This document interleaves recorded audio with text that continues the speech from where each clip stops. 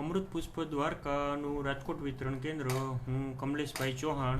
મારો mobile number છે 94 277 94 535. અને અમૃત પુષ્પની અપોઇન્ટમેન્ટ માટે દર બુધવારે અને શનિવારે રાત્રે 9 થી 10 જ ફોન કરવો. ત્યારબાદ અન્ય સમયે ફોન કરવો નહીં. અને ખાસ વિતરણના દિવસે તો જરાય નહીં, કારણ કે ત્યારે અમે એટલા બિઝી હોઈએ છીએ કે અમે કોઈનો ફોન ઉપાડી અને જવાબ આપી શકીએ એવી પોઝિશનમાં હોતા નથી. આજે એક નવીન પ્રકારનું એક રિઝલ્ટ કહી શકાય કે જેની માટે વિશ્વને આખું વિશ્વ મેડિકલ સાયન્સ એની પાછળ ગાંડું થયું છે એવું. એટલે કે બ્લડમાં કોઈ પણ વાયરસ ઘૂસી ગયો હોય અને એને દૂર કરવા માટે જે અમેરિકા, યુરોપ જેવા દેશો વર્ષે ને વર્ષે અબજો અને ખરવો રૂપિયા વાપરે છે, પાથરે છે, અને તોય છતાં રિઝલ્ટ નથી.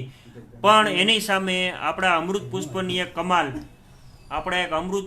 એક કમાલથી આજે બ્લડમાંથી પણ છે ને વાયરસ નીકળી ગયેલો એવું એક સરસ મજાનું એક રિઝલ્ટ આજે રાજકોટ વિતરણ કેન્દ્ર ઉપર મળ્યું છે. તો એની માટે હું લાઈવ થયો છું. અત્યારે આ બધા તમને રિપોર્ટ બતાવું કે જેમાં દર્દીના આપણે કહેવાય કે વિટામિન B12 એના રિપોર્ટ સાવ નોર્મલ થઈ ગયા છે. પછી ક્રિએટિંગ બરાબર છે, એ પણ નોર્મલ છે. આ રિપોર્ટ છે 15/11/2019 બરાબર. પછી બીજા જે રિપોર્ટ છે એ પણ સાવ નોર્મલ રેન્જમાં આવી ગયા છે. SGPT બરાબર, એ પણ નોર્મલ છે બરાબર છે. ત્યારબાદ કોલેસ્ટ્રોલ બરાબર છે, HDL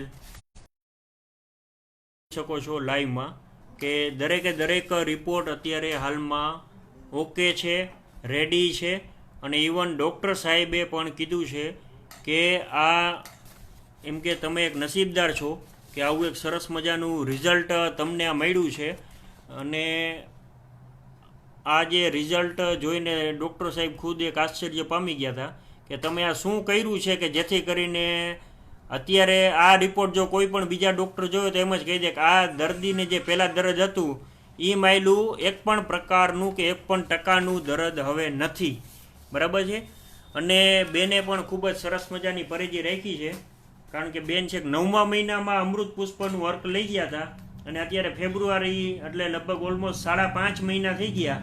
એક જ બોટલ એમને 5 ટીપા શું કામ કરે છે ને શું કમાલ કરે છે ને એ બેને છે ને વ્યવસ્થિત એને પીધું છે અને સરસ મજાની પરેજી રાખી છે. તો આપણે એ બેનના મોઢે જ આપણે સાંભળીએ કે ખરેખર એને અમૃત પુષ્પથી કેવી રીતના કેટલો ફાયદો થયો.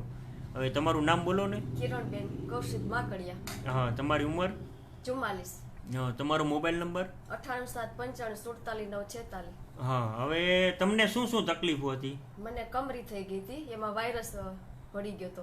હા, બરાબર છે. તો એ વાયરસ માટે ડૉક્ટર સાહેબે તમને શું કીધું હતું?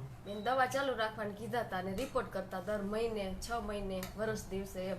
હા. અને કેટલા વર્ષથી આ તકલીફ હતી આપને? આ મને 5 વર્ષ થયા છે. 5 વર્ષથી? અને 5 વર્ષથી તમે નોન સ્ટોપ દવા ચાલુ જ હતી? હા, અત્યારે ચાલુ દવા. હા, બરાબર ને. અને અમૃત પુષ્પની તમે અત્યારે ખાલી એક જ બોટલ તમે લઈ ગયા? હા, એક જ બોટલ.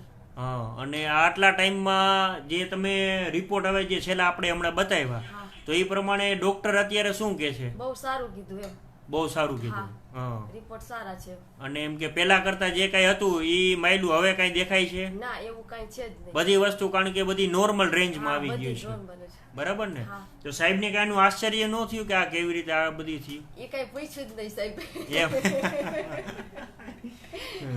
બરાબર છે. એટલે તમે સામેથી આમ તો કીધું હશે ને કે અમે કઈક આવું કઈ સામેથી કીધું પણ સાહેબે ના પૂછ્યું એમ ને. હા, કાંઈ વાંધો નહીં.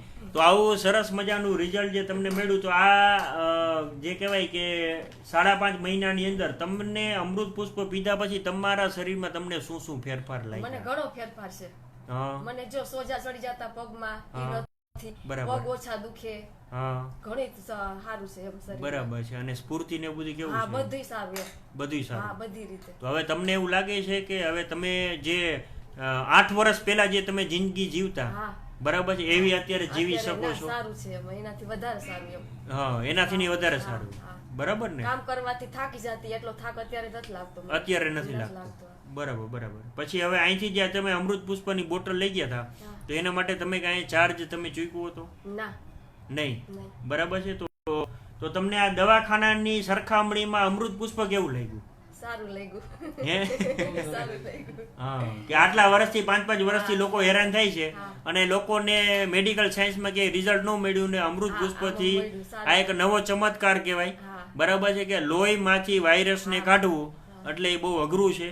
બરાબર છે. અને તમને પ્રથમ એવું રિઝલ્ટ મળ્યું છે રાજકોટ વિતરણ કેન્દ્ર ઉપર કે ખરેખર દ્વારકાધીશની હે ને સર્વે સર્વા હે ને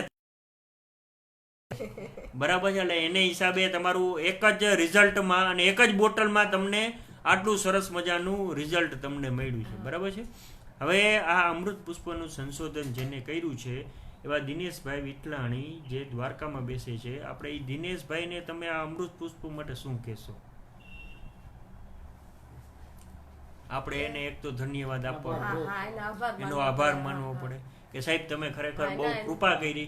બરાબર છે કે આવું એક સરસ મજાનું વિજ્ઞાન અમને ગોતીને આપ્યું જેથી કરીને જેના ક્યાંય મેડિકલ સાયન્સમાં ક્યાંય ઈલાજ નથી અને ડોક્ટર એમ કહેતા હોય કે જીવનભર તમારે આની રોગની દવા ખાવી પડશે, એની જગ્યાએ આપણે 5 જ મહિનામાં જો આટલું સરસ મજાનું રિઝલ્ટ લઈ આવતો અને ડોક્ટર ખુદ એમ સ્વીકારતા હોય કે ભાઈ હવે તમને પહેલા કરતા ઘણું સારું છે, તમારા રિપોર્ટ બધે નોર્મલ આવી ગયા છે. બરાબર છે. તો આ એક સરસ મજાનો એક મોટો ચમત્કાર કહેવાય. બરાબર છે. તો સાહેબનો આપણે આભાર માનવો પડે ને દિનેશભાઈ વિઠલાણી કે સાહેબ તમે ખરેખર આ સરસ મજાની એક મોટી પહેલ કરી છે. બરાબર છે. તો આવું સરસ મજાનું રિઝલ્ટ આપણે દ્વારકાધીશના ચરણોમાં અર્પણ કરી. પણ એની પહેલા આપણી હર હંમેશ જેમ નીમ છે એમ રાજકોટ વિતરણ કેન્દ્ર ઉપર જે લોકો દર્દીને રિઝલ્ટ મળે એ લોકોને 5 ઝાડવા વાવવા ફરજિયાત છે. તમે 9મા મહિનામાં આવ્યા ત્યારે આ નહોતું, પણ અમે હવેથી ફરજિયાત કરી નાખ્યું છે. તો જ તમને બીજી વખતે અમૃત પુષ્પ મળશે. બરાબર છે. તો હવે નેક્સ્ટ ટાઈમ આવશો એટલે 5 ઝાડવા વાવીને આવશો. હા બરાબર છે. તમારી નજીકમાં જે કોઈ હોય. બરાબર. આ શું છે, કુદરતને આપણે એક નિસ્વાર્થ ભાવે આપણી એક કૃતજ્ઞતા વ્યક્ત કરવા માટેનું અભિયાન છે. બરાબર છે. આપણે જ્યારે એક માણસ જ્યારે મળે છે, મરી જાય ને આપણે, એટલે આપણી પાછળ લોકો ઓછામાં ઓછા 2 વૃક્ષ કાપે ને ત્યારે આપણું આ શરીર છે ને આપણું જલન થઈ શકે, સળગી શકે. બરાબર છે. તો આપણે આપણા શરીર માટે આપણે 2 ઝાડ નથી વાવતા, કોઈ દી કોઈ વાવ્યા નથી વાવતા. બરાબર છે. તો એની માટે ફરજિયાત એક તો 2 એ આપણી માટે જ વાવવાના છે ને એને બધા કુદરત માટે વાવવાના. બરાબર છે. તેથી કરીને જે આપણે લાંબા આયુષ્યવાળા વૃક્ષો હોય, બરાબર છે, વડ છે, પીપળો છે, બરાબર છે, પીપર છે, બરાબર છે, અને જે કહેવાય કે લીમડો છે, આવા બધા વૃક્ષો વાવવાના જેથી કરીને એમાં જે કંઈ વસ્તુ થાય એ પંખીઓ એનો ખોરાક લઈ શકે અને આપણે કુદરતને એક કૃતજ્ઞતા. બરાબર છે. કારણ કે અહીંથી કંઈ ચાર્જ લેવામાં આવતો નથી. પણ જે અમૃત પુષ્પ જેમાંથી બન્યું છે, બરાબર છે, કોઈ પણ એક ઝાડમાંથી આવ્યું છે, એના પાવડર બન્યા. બરાબર છે. અથવા તો એના પત્તા લીધા, પત્તામાંથી પાવડર બનાવ્યો અને એમાંથી વસ્તુ બની. એટલે જે આપણે કુદરત પાસેથી લીધું છે એને આપણે પાછું આપવાનું છે. એની માટે આપણે ઝાડવા વાવવાના છે. બરાબર છે. તો આવું એક સરસ મજાનું રિઝલ્ટ તમને દ્વારકાધીશે આપ્યું એ બદલ તમને ખૂબ ખૂબ ધન્યવાદ. કારણ કે રાજકોટ ખાતે આ પહેલું રિઝલ્ટ વાયરસને કાઢવાની તાકાત અમૃત પુષ્પોમાં છે એવું એક રિઝલ્ટ સરસ મજાનું મળ્યું છે. અને આ સરસ મજાનું રિઝલ્ટ અમે દ્વારકાધીશના ચરણોમાં અર્પણ કરી આજનો આપણે વિડીયો પૂર્ણ કરીએ. જય દ્વારકાધીશ.